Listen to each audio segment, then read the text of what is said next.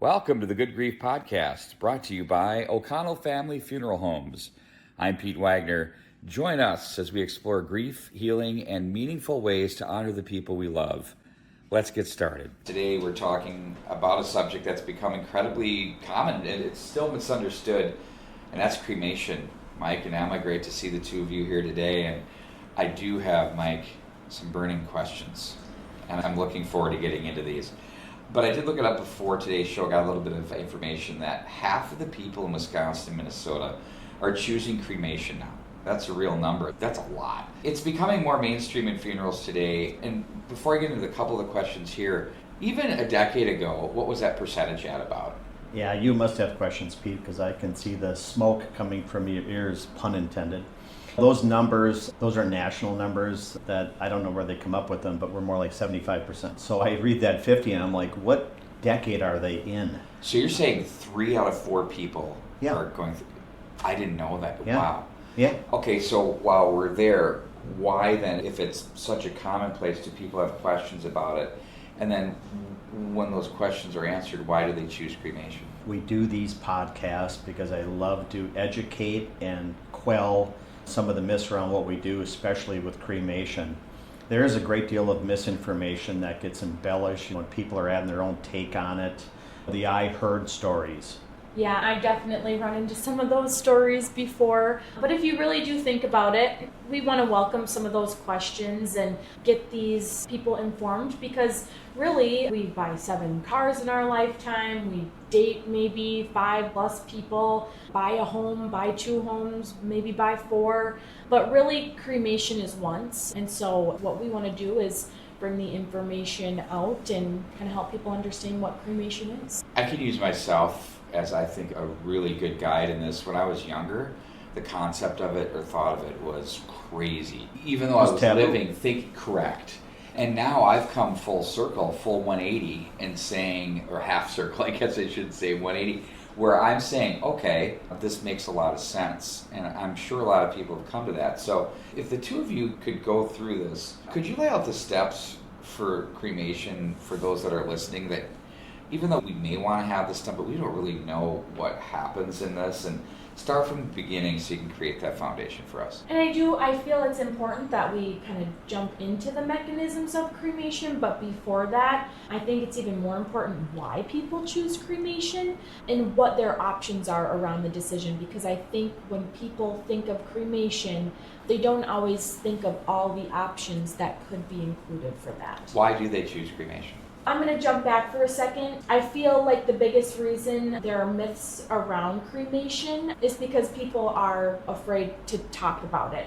So cremation is obviously tied to dying. That's when we would be cremated. And as a whole, people simply don't want to talk about it because it's painful. It's tying to losing someone very close to you. None of us are drawn to pain. So it's our nervous system doing everything we can to kind of protect ourselves from that physical or emotional pain. So it's a natural process there. Yeah, correct? Exactly. Okay, so then let's jump into, once they get through that, acknowledging it and addressing it. Why do people choose cremation, and what are their options around that decision? I think sometimes people think it does allow them to maybe skip, for lack of better words, part of the funeral process, aspects of the funeral, like viewing the body, watching other people view the body. But I think that because viewing can be very painful, sometimes cremation can come off as trying to numb that pain. We just want to simplify the process and go away from those painful aspects. Mike, if I can, this is a little off script, but I have to ask you this because I do know we did a podcast maybe 2-3 years ago, and you had mentioned about how there was an avoidance to having to review a body, and people maybe haven't fully concluded the grieving process and shutting that door specifically by seeing the body and acknowledging it. Where do you stand on that a couple years later? Pete, first of all, you're like ChatGPT. You don't forget stuff. No, it's crazy. No, absolutely. I do feel that seeing is believing. I look personally, if I didn't get to see my brother Dan, absolutely for sure, that would have just traumatized me forever. And there's peace when I see my parents. When I see other family members, it just gives me some solace. I get to spend time with them, and it's basically processing. You love somebody, and when you see them, you can talk to them. And when they're deceased sitting there, a lot of times you can finally say what you want. Because Right. it's so hard to say I love you, or it's so hard to say those different things. So you get to have those open conversations because they're one way, and you can really let your emotions out. But yes, I think it's very healing. And for like car accidents, let's say that there is not an opportunity to view the body because of trauma. That's happened. But I've also seen the huge healing when we had someone that was in a bad car accident, but we put the hand out. We put the hand out because she knew her husband's hand. And that helped her. She couldn't thank us enough just because she could say goodbye. Wow. There's that emptiness when you really don't get to say goodbye. It's interesting too that make arrangements and we'll say, okay, you're looking at the memorial service or you're looking at the funeral service, and they'll jump out of their seat and say, we're not calling it that. We're going to call it a celebration of life. Don't call it a service. And they'll get agitated, physically agitated, if you mention that word. And some people are more passive about it, but there are some people, you look in their eyes and you can see the hurt behind it. Is it as a negative term? Oh, Or heck yes. It's not a positive thing? Yes. It's a slippery slope. Yeah. That means, funeral means pain. Yeah. And so let's not talk about that. Because if we don't talk about it, guess what? It isn't there. It's invisible, is what they think. That's their perception, but we all know that's not the case. But yeah, I've seen that so many times. It just, every time I see it, it just amazes me. So do you have that conversation a lot? Does that run into your world, you guys, a lot in terms of getting through that? Here's the deal. You can't go to the doctor with a shattered femur. While the doctor is trying to prep you for surgery or to repair it, only to tell them that you have the other good leg and you don't need to go to surgery. You can't go to the dentist with excruciating pain to one of your teeth, needing a root canal, only to tell the dentist, I've got many more where that came from, and so I'll just be fine. And you can't go to the eye doctor running into walls and falling down the stairs because you can't see, while you tell them that you got no need for bifocals, you have 2 good ears, and so you're going to be okay. Yeah, I say this in tongue in cheek, but it's like losing a child and saying I have 2 other good ones, and so I'm going to be okay. So we listen to those professionals, if you think of it, Pete, because we can't tolerate that pain, that discomfort, that situation. That's why we go to them, right? And so we want to get back to that same level, that magical things that brings us back before all that stuff, so we feel the same way we did before. So we take their advice. Yeah. Because they know how to get us back to that pain-free or that discomfort-free. So we follow their suit. Emma, thoughts? Yeah, this is where it becomes very frustrating and disheartening for us to hear things like that or just see that happen. There's times where, every fiber in our hearts knows that a family needs to say goodbye to their loved one, or just have a memorial service, or even a private family viewing to acknowledge that they've had a loss, to tell their story, to leave their legacy, but they go ahead and they cremate and they do nothing. And I hate to say it this way, but it's not going to go back to normal after you just go about it and do nothing. It's not going to end up just feeding in the air and you don't feel that grief anymore. It actually can come back later and hurt more deeply. And I know that you, Dad, have an analogy for that kind of process. Is that you can't run faster than the speed of hurt. You simply can't. No. And I laugh, Emma, that you would remember that because you grew up in this and you knew death when you were just a kid. So yeah, I can certainly tell that story. Okay, so here's how I liken it. And I think it's because I was a paramedic that I could put these 2 analogies together. So, okay, Pete, think of it. You're falling down, okay? You snap and you break your femur. It's obvious. There's no coming back. You're screaming for help, right? You're like, oh my gosh. So here's the deal. You snap your femur and someone's going to come up and they try to comfort you, right?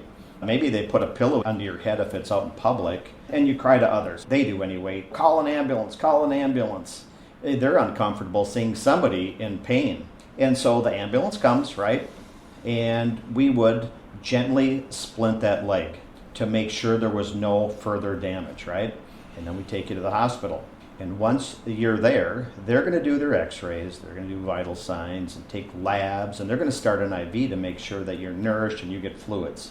They're going to prep you for surgery, right? So the doctors can mechanically fix your leg. And then they're going to put you in a cast. And following this, what would you do? You're going to have physical therapy to learn how to use that leg again. There's atrophy, that they call that. It's just the muscles get worn down and they're not the same. But there's a days ahead of that when you know it's going to rain, I say, because your leg stiffens up and it reminds you you broke your leg. So in the same way, your loved one dies. Your heart's broken. People come to you to comfort you, right? They bring that lime jello with shaved carrots, and maybe they'll surprise you by putting cottage cheese in. I think that maybe it's because it's been sitting in the fridge for a while and they just want to get rid of it. But in the cry for help, okay, guess what? We call that an obituary. Because we cry out and say, hey, please come, please help us. We're going to meet here, we're going to meet there. We need to share this grief. And just much like the hospital calls the operating team, right? So someone else calls the ambulance, and that's us. That's the funeral directors. That's the funeral home. And as the funeral directors, we come and we gently splint the grieving member's broken heart and their spirit, right? And just like bringing the patient to the hospital, we bring you to the funeral. And their x-rays and the labs are equivalent to us as having a eulogy, having scriptures, songs, flowers, memorial handouts. And the cast is the funeral itself, much like the physical therapy after breaking your leg. But don't get me wrong, the physical therapy doesn't have to be professional. It can be your next door neighbor who's there to listen. It could be a coworker that maybe had a similar loss. And maybe it's one of your best friends just because they know you inside and out and they're just to be there for you. It doesn't have to be big, it's just they're there for you. Maybe it is even your pastor that is just to reassure you that your faith and you're scared. You don't know what's going to happen next for them. And so they're just there as well. So, and just like knowing it's going to rain and your leg stiffens up, after death, we know there's going to be days ahead, right? That are going to be hard, that are going to be more difficult. Just like the special days, whether it's birthdays or holidays, we know it's going to rain and we know it's going to be very difficult. I think back, reflect on here what you just said, Mike. It's the healing process and using the injury and the analysis of working your way through and the comparisons and all of the things that go along. You don't just jump up and start walking tomorrow after you broke it today. You have to go through a whole process. And it's exactly what this process is. So we're obviously talking about cremation. What it sounds to me like is it's more of a path of least resistance, and in this case it's pain, whether it was physical from the leg, trying to avoid that, but you can't. And it's the same thing here. What are some of the other things, though, along with this that goes into all of this concept that you're talking about?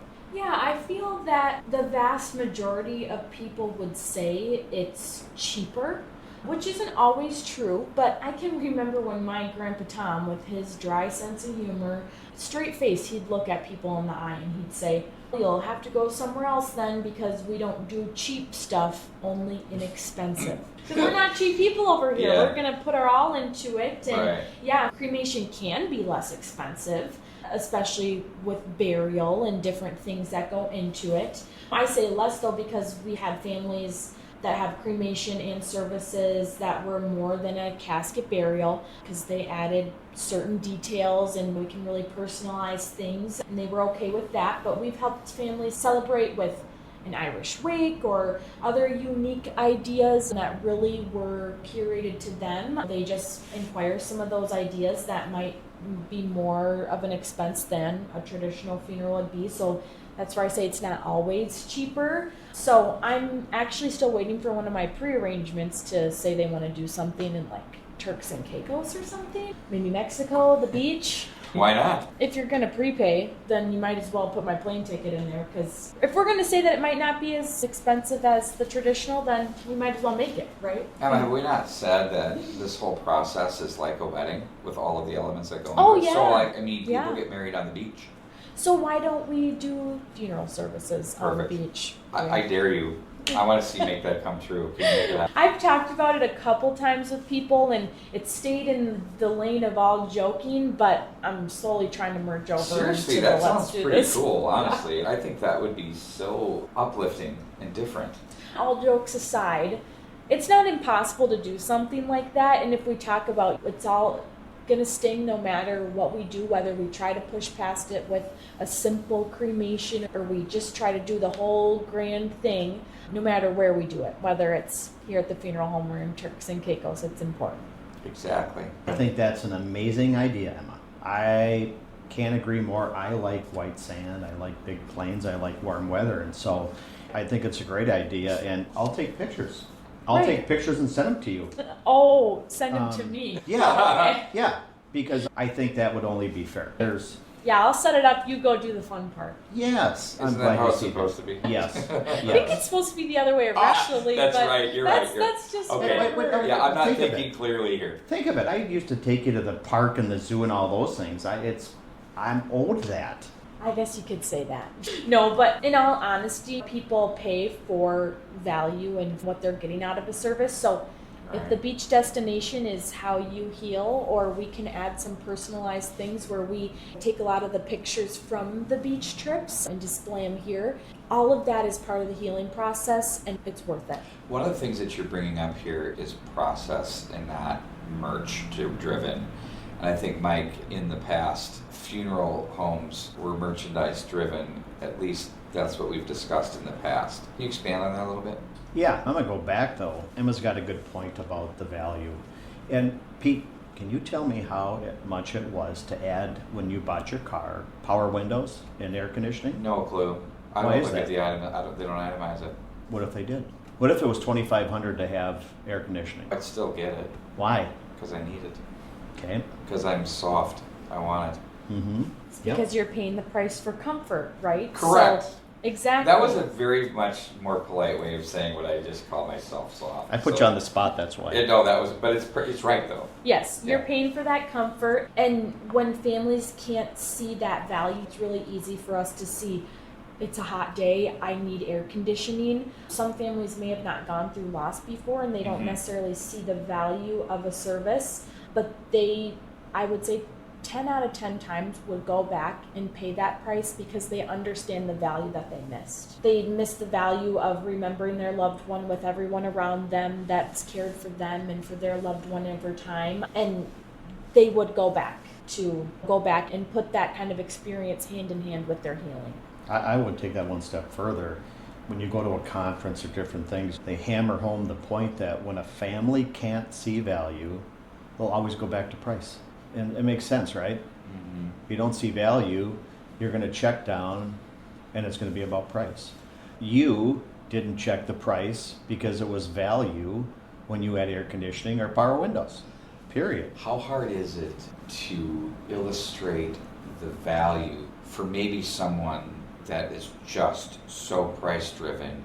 Are you able to break that down a little bit, or is that difficult? I'd be curious to hear how you two would do that. A lot of times when we start talking about that in prearranging specifically, Right. when it's something at need, it might be a little bit different than my process. I'll let Mike speak on that. But for me, I don't want to put people in a position where they're really thinking of something they don't want to have on their mind, but I challenge them to turn it around. And when we say, I don't need a lunch for my service, that's fine. Or I don't need a casket viewing, that's fine. I turn it around and I say, if it was you who was attending your child's service, or your mom, or your dad, your brother, your sister, your best friend, would you want to view that person? Would you want a moment before a burial or the actual celebration of life that you call it? Would you want a moment to just feel that and be there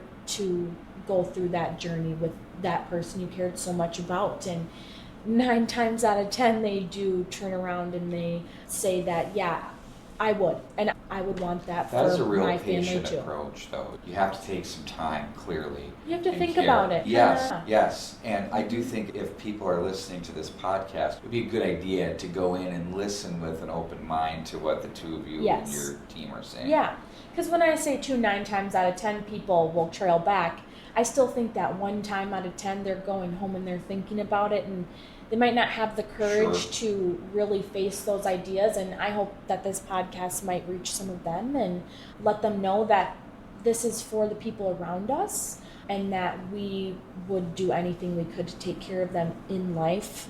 Let's do it after life too. Excellent. I'm going to build off that, and it's primarily because of my years of experience, and I'm confident. I know what's healing. I know what's not healing. And so I'll usually set people up when they'll be grandparents. Let's say they're in their 60s, 70s, or even 80s. That doesn't matter.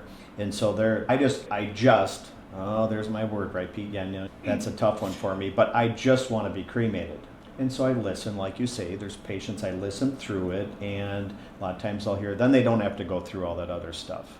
Okay, I'm making notes, waiting for the right time, and then I'll say, how many funerals have you been to? Oh, geez, I can't even think of it. I said, has it been 100 or 200? Oh, easily.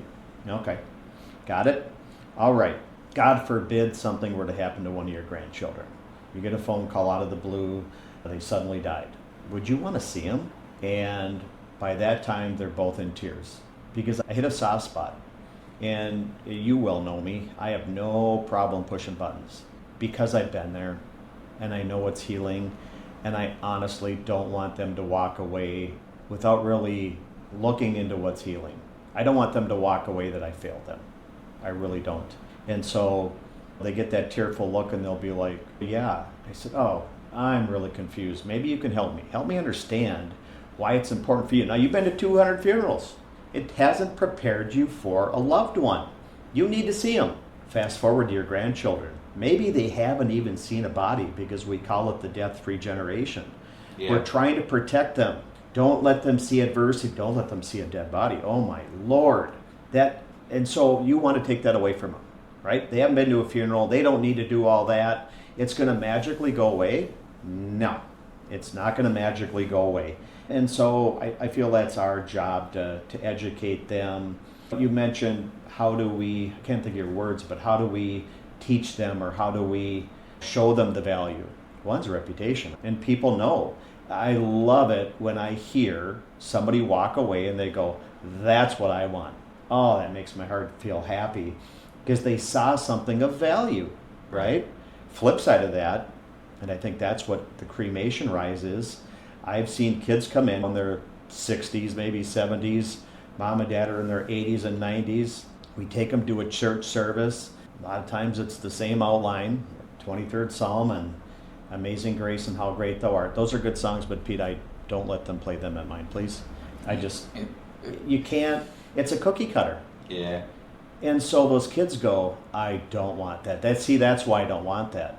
They don't see the value. Then why would they want that? And so then you trickle it down to having some pain and discomfort, and it sets it up. It's a perfect situation that they don't have anything, which is sad. And I think it's because of, like I said, my experience, my confidence. I'll push buttons, and a lot of times I'll see tears coming, and they'll look at me and say, damn you, I didn't expect to be talking about this stuff. I said, I know. That's what I'm here for. And I think that we're not trying to push your buttons to make you uncomfortable or to get you thinking about things that you don't want to, but life is challenging, and to prepare ourselves and our family members for this inevitable part of our lives, we're here to push those buttons because we're really just trying to help for the future. It's not because we're trying to make you uncomfortable or put you in a bad spot. We're trying to make sure that your family and you have a peaceful experience in the future. It's all coming from a positive place with the appropriate outcomes. Yeah, exactly. When we look back to the price, again, we've been talking about that years ago. We're talking decades ago, and still some do it. But funeral homes were merchandise driven. That's how they made their profits, Pete, is what casket did they buy? Right. That's a horrible business plan. It really felt like that. Because it was, Pete. Yeah. It felt that way because it was. Yeah. And then you had some unethical directors that, I know one that he's gone and deceased, but it'd be like, Pete, this is the last loving thing you can do for your mom. Oh, yeah. Oh, my Lord. Let's add another layer of shame on that. But that makes sense, right? Because decades ago, or maybe even going push back to a century, but they made their own caskets. They were furniture stores, and they were funeral directors, undertakers is what they called them. Yeah. And so their profit and sustainability, I say that word to keep going, was on caskets. And you don't have to be an economist today to figure out that's not going to work. So funeral homes have become more confident, more proud of what they do, more value driven. And so what we do for services has a profound impact on the healing of lives. And so that being said, we do the same preparation for a casket service as we do a memorial service.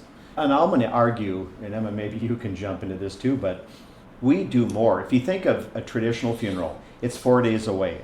It's usually ritually structured. And so the cremation memorial services, we personalize, and there's more options. But at the same time, it's the same flowers, same obituary, same clergy or celebrants, but they're usually pushed out too.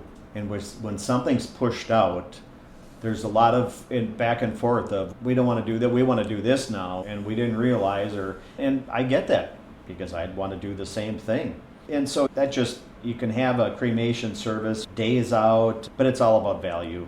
My point is that cremation services can be a lot of extra work even. That goes back to the price thing. We do the same work for sustainability. I use that word because it was brought to me, that for us to be sustainable, it blew my mind that we had to make some adjustments. So yeah, we do the same work, and so a lot of the funeral homes, the pricing's the same. Makes sense. It's there's some cemeteries in the cities. To dig a grave, okay, a casket grave might be $1,800, okay? To dig a cremation space, which might be 2 by 2, is the same cost. I've even seen the same cost to take 4 screws out of a columbarium niche, take the panel off and put an urn in there. Why? The work is considerably less, right? But it's overhead. You pass that to everybody.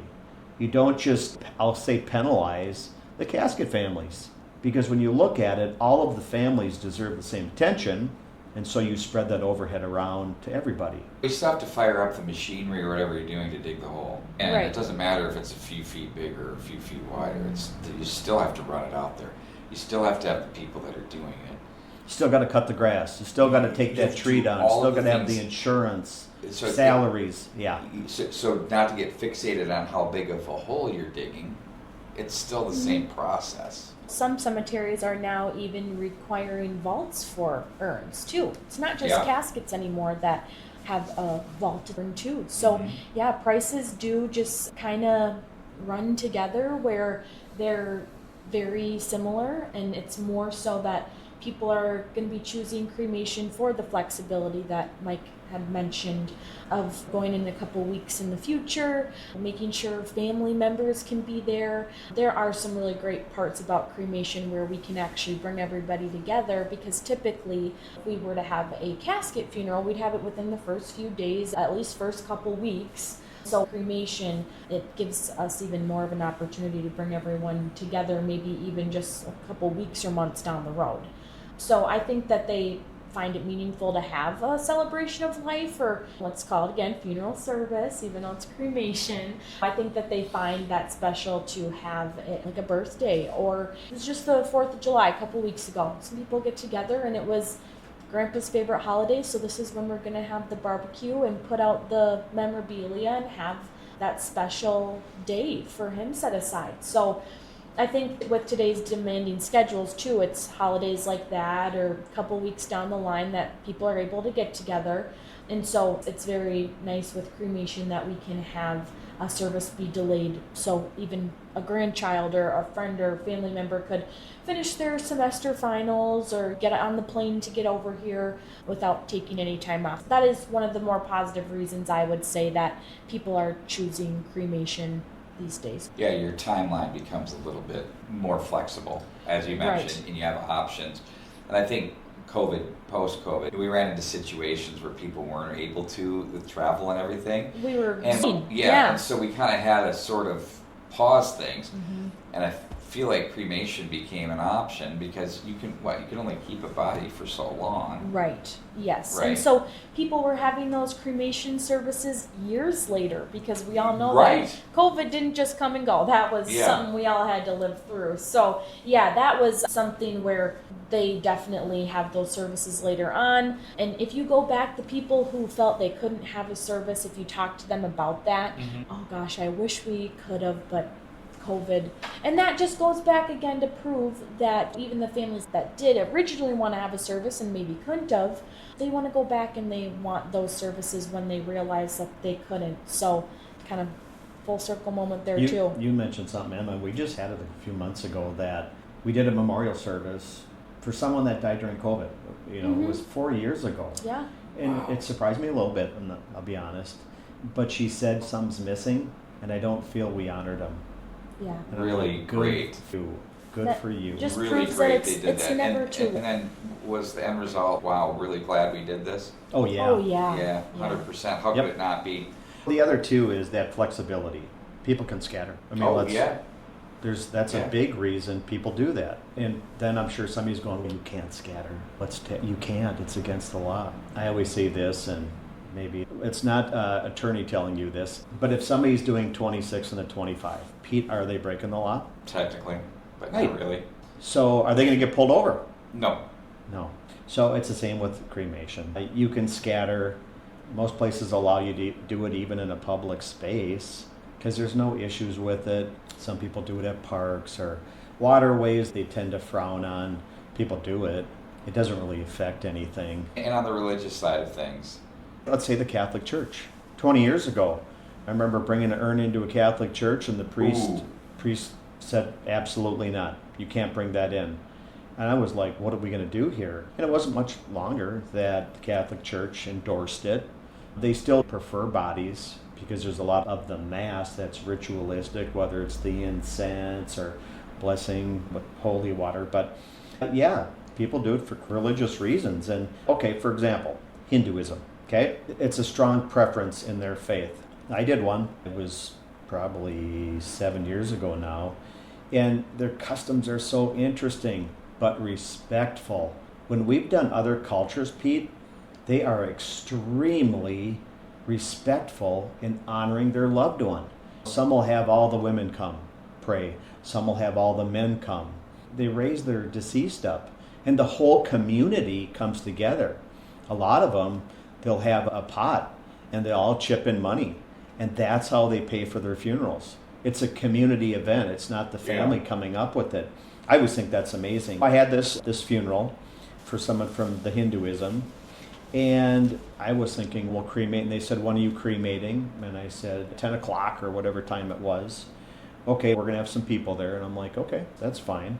And so I come, and I'm just blown away by the people that started pouring in, 100, 150. And I'm like, what are we going to do you're with all thinking these? handful here. Oh, yeah. I'm not thinking this many. But it was their way of honoring. They were going to be there until that person was taken care of. I'm standing in the back. I'm just letting them do their thing. I'm not intervening, and they're praying, and they're doing different things. And then I see him pull out this bucket. It's almost like Crisco.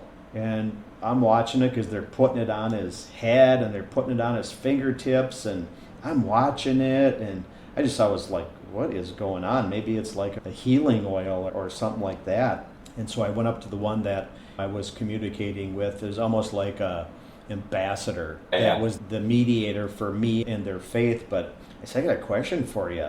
What's with the oil going, or the what you call grease on their forehead and on their fingers? And he said, we wouldn't need to do it here, but it's part of our customs now.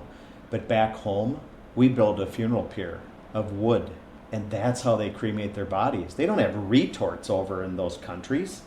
They make a pyre. And he said, so part of the body that does not cremate is the forehead and the fingertips, the fingernails. And he said, so we have to add an accelerant to it. And I'm like, that is amazing. I can't get over that. I just thought that was so fascinating that they would put on an accelerant. And if you did that here, oh boy, people would be up in arms because what are you doing? You're disgracing them. And so Other faiths are just, to me, I enjoy doing them because they're just such good honor and respect and integrity.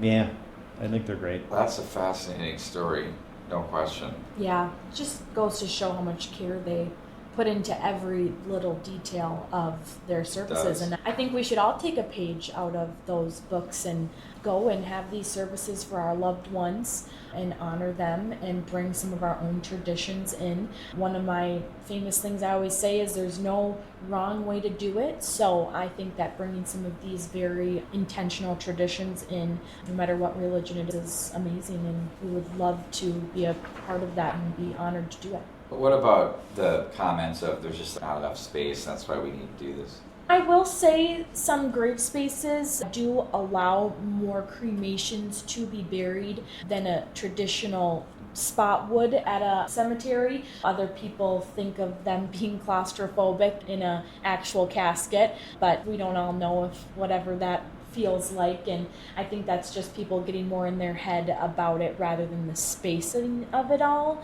But I would have to say that everybody has their own preferences, and if that's something you think about, then maybe cremation is for you, and we can still do all the services that go around having a meaningful send-off. So there are many reasons why people, individuals would choose cremation, and I think this podcast shows we can interweave a lot of different topic and discussion points as to it. And it might not necessarily be a cut and dried decision. There's a lot to this. Right. And it's something I think the two of you can really help with a lot, and everybody on your staff here. So very important for sure. Yeah, we are always welcoming phone calls if you want to stop in, you have questions more about cremation. I love to sit down with my pre-arrangements and really explain to them the process of it, just so they know what they are choosing. And so whenever anyone has any questions, we are just a call or an appointment away. If you're enjoying today's conversation, would you take a moment to share this episode with a friend or a family member? You never know who might need to hear these words today. Your support helps us reach more people navigating grief and life's most meaningful moments. Now, let's get back to the conversation. If there's anything that you want to hear on this podcast, more about cremation or some of those other topics that we say we interweave in here, let us know, and we would love to educate. Great stuff. I learn something new every topic we do, and even if it's one we've covered years ago, there's more information that I gain in here as well. So the two of you, great content. Pete, we were answering these questions back in the early 2000s. I remember a funeral director that didn't like it. He was that casket oriented. The merch guy. Yep. And so he'd have a cremation. You know what he would tell him? You're going to have to go to the cities to pick up the he would say, or the ashes, right? You've heard us say cremated remains. We respect the process. And so when people still had their nose up to it, we didn't. We built the crematory in our funeral home in 2005 because we saw it coming. We gave it dignity. We had integrity around it. So we saw this coming a long time ago, and we embraced it. I remember there was an elderly lady that came in, and my kids want me to be cremated. And it worries me, and I just don't know. Simply said, how can I help? What would you like to know? And so we talked about it for about a half hour. And after that, she said, okay, I'm good with it. It's those myths, right? It's those We're here unknown. to educate, yeah. And that comes back to kind of what I said a couple minutes ago, is your whole team can help people through this process, and they need to talk to you about it. If they're not really sure about it or uncomfortable, they can understand fully why. Yes. And there's many different things that go into it, is what I've learned today. Yeah. I'm just going to add one more thing to end it because I think we're close to it. But I mentioned the dentist, I mentioned the doctor, I mentioned the eye doctor, but we listen to what they say, right, Pete? I do. Yeah, because you don't want to be in that pain anymore. People don't see us in the same, what would you say, the same? They don't see it through the same lens. Yeah, there you go. I like that. We are professionals. We know how to help you heal. We don't have all the answers. I'm not saying that, but we know it works. And so it disheartening to me when we'll say, I feel this is really important, and I'll give reasons and I'll talk in depth about it. And they'll look at me and say, yeah, we're not going to do that. And if I was your doctor, you sure would.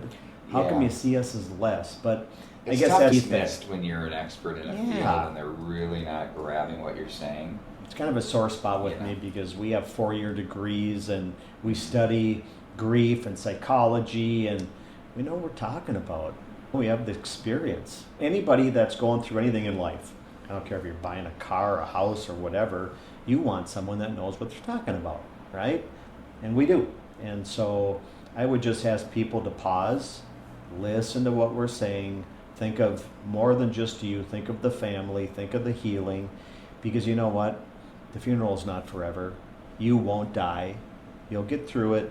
We'll walk with you, but just listen to us because we do know. Listen to these podcasts, and without question, the human element of the two of you is very evident, and the professional. And I think that is the most important part. All you need to do is listen, and you will fall into what you're saying because your credibility is on full display here with these podcasts. And I think they're great that you both do them. You know, Pete, I'm going to need someone to go with for the audio and visual, all that kind of stuff. And when I go to Turks and Caicos, I'm saying. I'm on. So Yeah. I think you and I can go Okay. because I'll need a sidekick. Yeah. Yes. Emma. Chopped liver over here? Yep, pretty much. Just hold the fort and we'll text. We'll text pictures. Don't. Maybe Yeah. even FaceTime you, but I don't Okay. Yeah, I'm in. All right. I'm in. know. You'll help with the Super lotion, good. Pete. Yep. Let's go. All Let's right. make it happen. We understand how personal of a decision this is to make. We just take pride that it's our job to help navigate these options, respect their reasoning. We've said a lot of different opinions we've had today, but at the end of the day, no questions asked. We are here to respect what you've chosen, complete it to its fullest extent, and be there for you after for that care after too. And our crematory is always available if you want to see it. If you're a visual person, sit down with Emma or any of us that can answer those questions. That's what we're here for. That's great. Excellent, guys. Thank you to the two of you for a wonderful topic. Really insightful discussion with some great information. That is going to be a wrap for this edition of the Good Grief Podcast. Wonderful. Thank you, Pete, as always. And don't forget to get your passport. Thanks for listening to the Good Grief Podcast. If you found today's episode helpful, please share it with someone who might need it. For more episodes and grief resources, visit o'connellfuneralhomes.com, and we'll see you next time.